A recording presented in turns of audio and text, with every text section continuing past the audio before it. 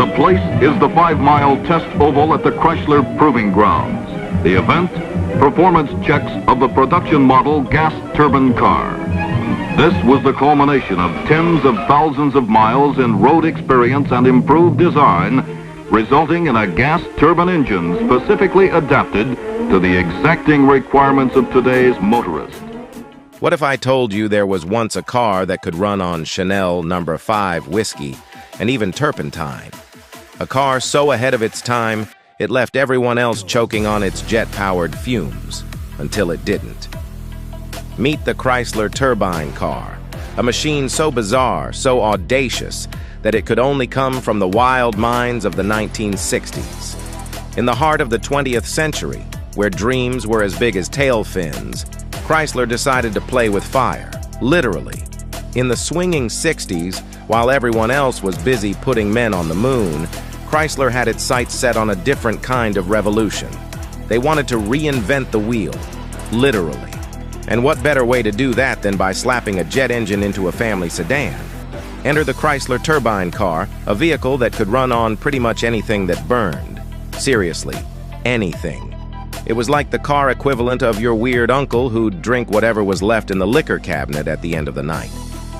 The birth of a jet-powered dream. It all started in the late 1950s when Chrysler's engineers, possibly after one too many espresso shots, had a wild idea. What if we took the turbine engine from a jet and shoved it into a car? After all, what could possibly go wrong? Spoiler alert, a lot. But more on that later. The turbine engine was a marvel of engineering, boasting just 20 moving parts compared to the hundreds in a traditional internal combustion engine. It was like the Marie Kondo of car engines, streamlined, efficient, and capable of sparking joy, or at least a really impressive bonfire. And unlike your average car, which would turn up its nose at anything other than gasoline, the turbine car was an equal opportunity guzzler. Jet fuel? No problem. Diesel? Sure thing. Perfume? Why not? Chrysler even claimed it could run on peanut oil, though that may have been more about proving a point than practical fuel advice. And thus, the Chrysler Turbine Car was born. A car so futuristic, it could probably drive itself to Mars. This was a car that didn't just think outside the box. It torched the box and used the flames to power itself down the road. Futuristic flair with a dash of WTF. Now, let's talk design. If the engine was revolutionary, the car's body was straight out of a sci-fi movie. The Chrysler Turbine Car looked like it was designed by someone who'd binge-watched a few too many episodes of The Jetsons. With its bronze-colored exterior and turbine-shaped taillights, this car didn't just turn heads, it spun them around like a propeller. The turbine car wasn't just a vehicle, it was a statement. A statement that said, I might be a car, but I also might be a spaceship. Try and figure that one out. And those turbine sounds? Oh, they weren't your typical V8 roar.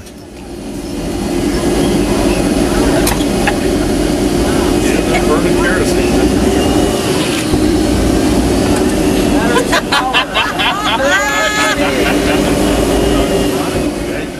Instead, it was more of a high-pitched whine, like a hairdryer on steroids.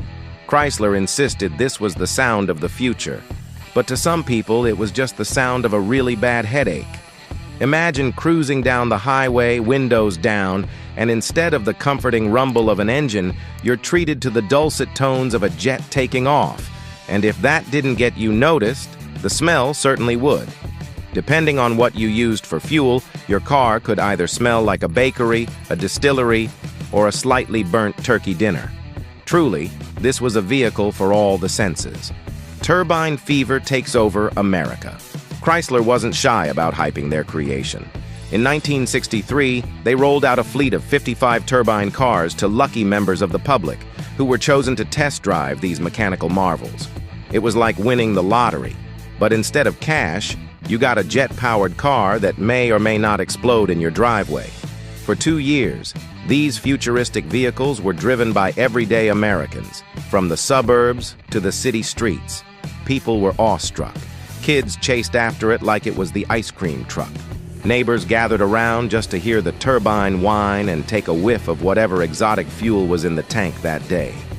Chrysler called it the car of the future. And for a brief, shining moment, it felt like the future was now.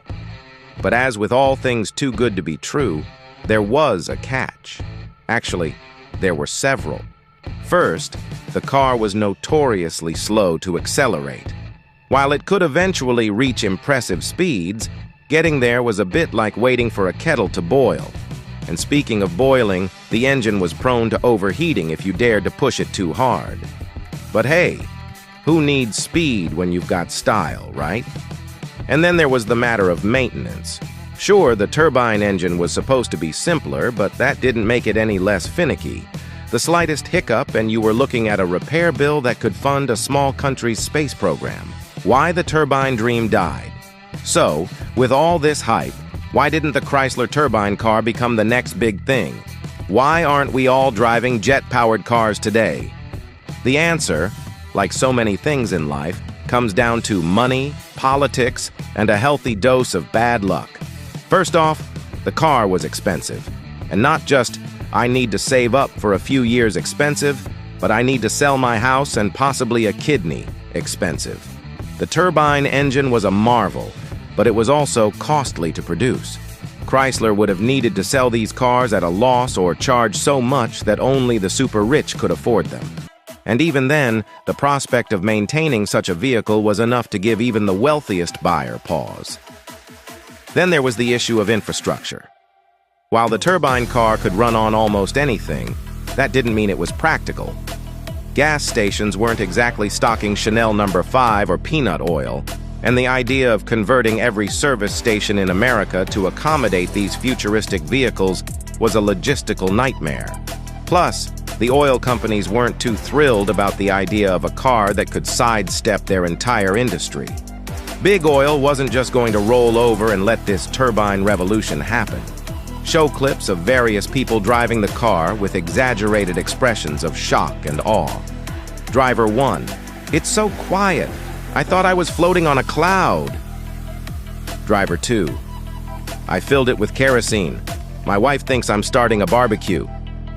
And let's not forget the government. Ah yes, Uncle Sam, always ready to step in with a clipboard full of regulations. The turbine engine, while efficient in some ways, wasn't exactly environmentally friendly by the standards of the time.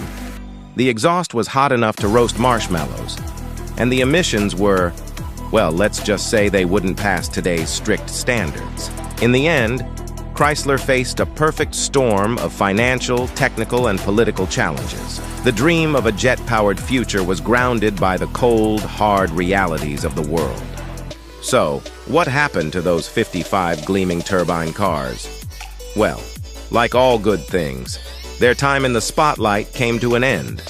Chrysler, perhaps realizing that their jet-powered dream was becoming more of a financial nightmare, decided to pull the plug. But instead of selling the cars or putting them in museums, they did something unthinkable. They destroyed almost all of them. Yes, you heard that right. Of the 55 turbine cars built, only 9 were spared from the crusher. The rest were reduced to scrap metal, their engines silenced forever. The few surviving cars were given to museums and a couple of private collectors. Today, they serve as a reminder of a time when the future seemed limitless, and a jet-powered car wasn't just a crazy idea, it was almost reality. The turbine's lasting impact. While the Chrysler Turbine Car may not have revolutionized the automotive industry, it left a lasting legacy. It showed the world that there were alternatives to the internal combustion engine and that the future of transportation could be as wild and imaginative as we dared to dream. Today, as we see electric cars and hybrids becoming the norm, we can trace some of that innovation back to the bold, if ultimately doomed, experiment that was the Chrysler Turbine Car. The Chrysler Turbine Car may not have changed the world, but it certainly made it a more interesting place. And who knows, maybe someday someone will dust off those old blueprints and we'll get another shot at that jet-powered future. Until then, We can only imagine what it would be like to drive a car that smells like Chanel No. 5 and sounds like a jet engine. And really, isn't that dream worth holding on to?